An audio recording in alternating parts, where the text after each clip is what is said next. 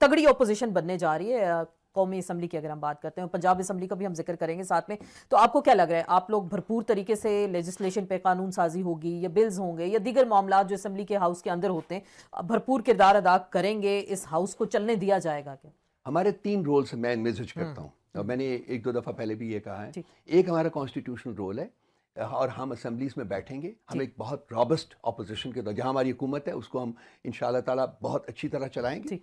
जहाँ हम अपोजिशन में हम एक रॉबस्ट अपोजिशन के तौर के ऊपर असेंबलीज के अंदर बैठ के अपना एक रोल अदा करेंगे। ये एक हो गया। ओके। दूसरा हमारा लीगल रोल है। ये जो लूट मार हुई है, ये जो डाका डाला गया है रात के अंधेरे में, इसके खिलाफ हमारे पास जो भी ऑप्शंस मौजूद हैं, वो इलेक्शन कमीशन का हो, ट्राइब्यूनल्स का हो, कोर्ट्स का हो, उनको आप हम वो सारा एक्सरसाइज परसू करेंगे।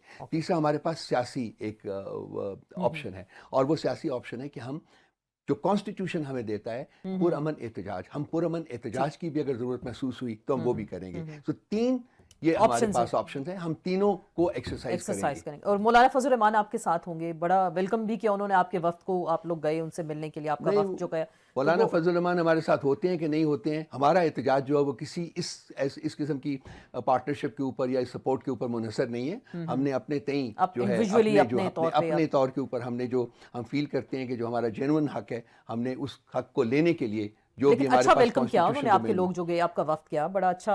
उसके बाद भी वो खुल के बोले, तहरीक अदम एतमाद आई, जनरल बाजवा के कहने पे आई, पीपल्स पार्टी और नून लीग ने उसमें मोहर जब्त की, बड़ी वो बातें कर गए बड़े जज्बात में। देखिए, जो कॉमनैलिटी होगी जहां हम्म। वहाँ हम डेफिनेटली उनको उनके साथ मिलकर काम करेंगे। अगर कॉमनैलिटी ऑफ इंटरेस्ट है, अगर वो भी फील करते हैं कि जी गलत काम हुआ है कोई, तो हम बिल्कुल, हमारे पास एक कॉमन प्लेटफॉर्म बन जाता है, वो हम करेंगे उसके साथ। ये लेकिन ये जो आपकी रिजर्व सीट्स हैं वो भी तक नहीं दे रहा है, इलेक्शन कमीशन चाहता क्या है? अभी इंटर पार्टी इलेक्शंस आप अनाउंस करते हैं तो अकबर एस बाबर बीच में कूद पड़ते हैं, रिजर्व सीट्स मांगते हैं तो उस पर आप लोगों को डिले कर दिया जाता है। ये चाहता क्या है इलेक्शन कमीशन? ज़्यादा तो अच्छा होता है कि आप ये सवाल जो इलेक्शन कमीशन से पूछते लेकिन हैं, आप समझ चुके हैं उनको, क्योंकि इलेक्शन कमीशन तो पिछले 2 साल से एक पार्टी बना हुआ है। चीफ इलेक्शन कमिश्नर बजाते खुद एक पार्टी बने हुए हैं पीटीआई के खिलाफ, और उन्होंने पीटीआई के तमाम लेजिटिमेट कॉन्स्टिट्यूशनल जो राइट्स हैं उनको रिजर्व किया हुआ है। और हमारे 3 इलेक्शंस के रिजल्ट्स उन्होंने मतलब रिजेक्ट किए हैं। सुप्रीम कोर्ट भी उसी खेल में शामिल हो गई है, उन्होंने भी उनके हक में ही फैसला दिया था, सारा कुछ किया था।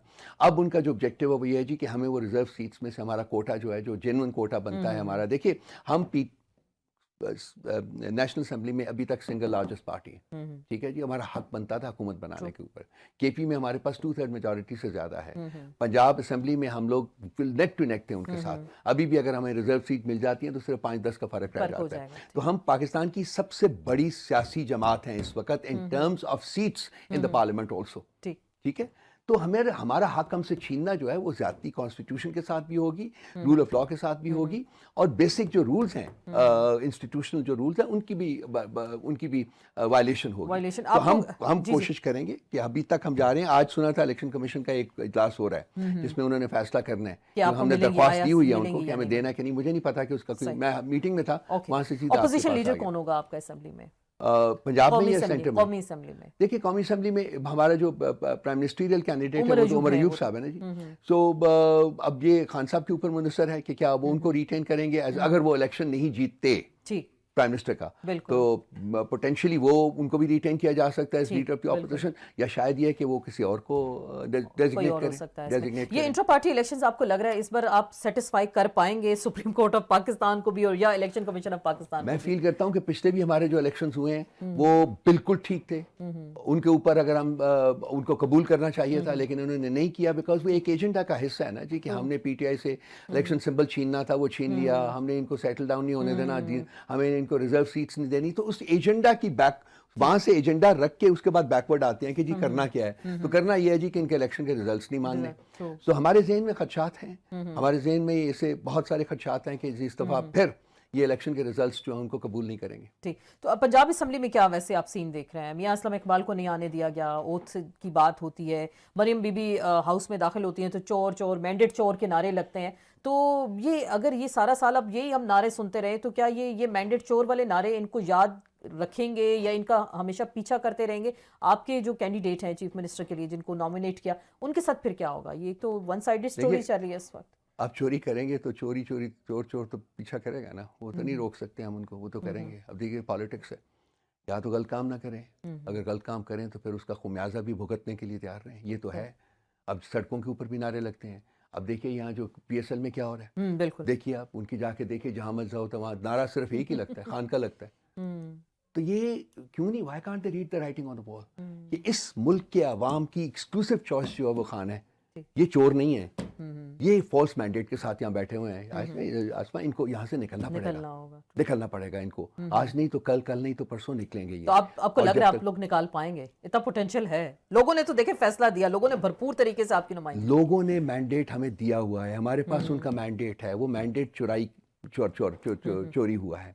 उस मैंडेट को, जैसे कि मैंने अर्ज किया है, हम तमाम फोरम के ऊपर जो हमें अवेलेबल है कॉन्स्टिट्यूशन के जरिए, वो हम लड़ेंगे पूरी पूरे जोर से, पूरी जज्बे के साथ लड़ेंगे। अगर हमें वापस मिल जाता है तो ठीक है, अगर नहीं मिलता, अगर इंस्टीट्यूशंस फिर वही रोल प्ले करते हैं जो कि अनफॉर्चुनेटली इन्होंने पिछले सालों में किया है, फिर हम देखेंगे कि हमारे पास क्या ऑप्शन है। हमारे पास सियासी ऑप्शन तो मौजूद है। बहरहाल जाहिर बात है, आपने उनको एक्सरसाइज करना है। ये कमिश्नर रावलपिंडी वाला क्या सीन था? वो एकदम से आए, उन्होंने कहा कि ज़मीर की आवाज़ है, ज़मीर का बोझ है, मेरे सामने लोग रो रहे थे, हमने धांधली की, हमने लोगों को जितवाया। अब उनके एक सिली किस्म का एक स्टेटमेंट आ जाता है और वो कह रहे हैं कि जी मैंने किसी सियासी जमात के कहने पे किया, मेरी उनसे मुलाकातें हुई। तो ये आपको क्या लग रही है, अंदर की कहानी क्या है इसमें? अंदर की कहानी क्या है जी, हमारे आपको पता है कुछ ज़्यादा बहुत ज़्यादा डिस्टेंट पास्ट की बात नहीं है। जब हमारे लोग उठाए जा रहे थे, तो फिर वो बेचारे आते थे जब 15 दिन के बाद, तो प्रेस कॉन्फ्रेंस करते वो प्रेस कॉन्फ्रेंस कर देते थे, कोई स्टेटमेंट दे देता था, कोई इंटरव्यू दे देता था।